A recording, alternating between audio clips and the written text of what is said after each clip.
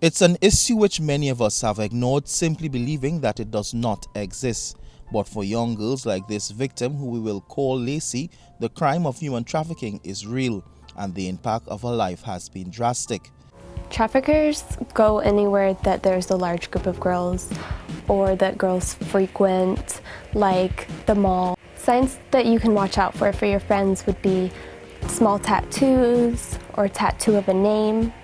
Maybe your friend has an older boyfriend that she's trying to keep a secret, or she has new clothes that are really expensive.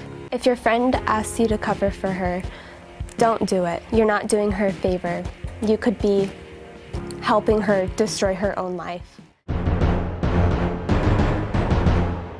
As we join the Children's Ark and the Counter-Trafficking Unit in building awareness of the problem, we learn that human trafficking is fueled by the gun and drug trade.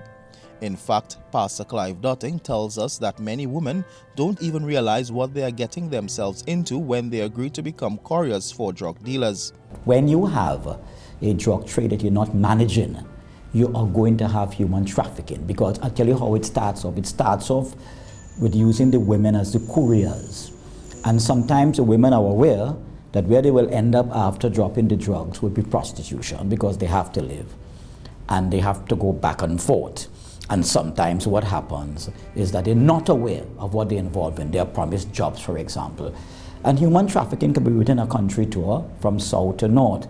And it has happened in Trinidad for a good while, from south to central to north, where people are promised jobs, they're promised an apartment, and then they recognize they're human trafficked.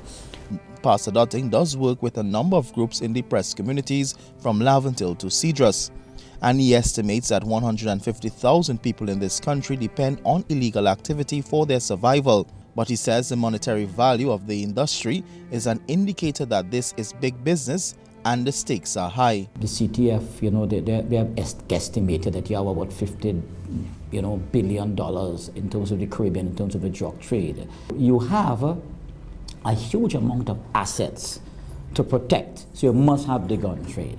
What fuels a lot of the drug trade the gun trade right now is the protection of the drug trade. The stark reality, he says, is that more and more young people are getting involved. Drug dealers now target young men who bring young girls into the mix. More often than not, these young girls are then sold for use in nightclubs, not just locally but throughout the Caribbean. Pastor Dotting laments that this is an issue which the authorities have seemingly turned a blind eye on for a long time. But Pastor Dotting says if no attempts is made to stop it, the problem will only get worse.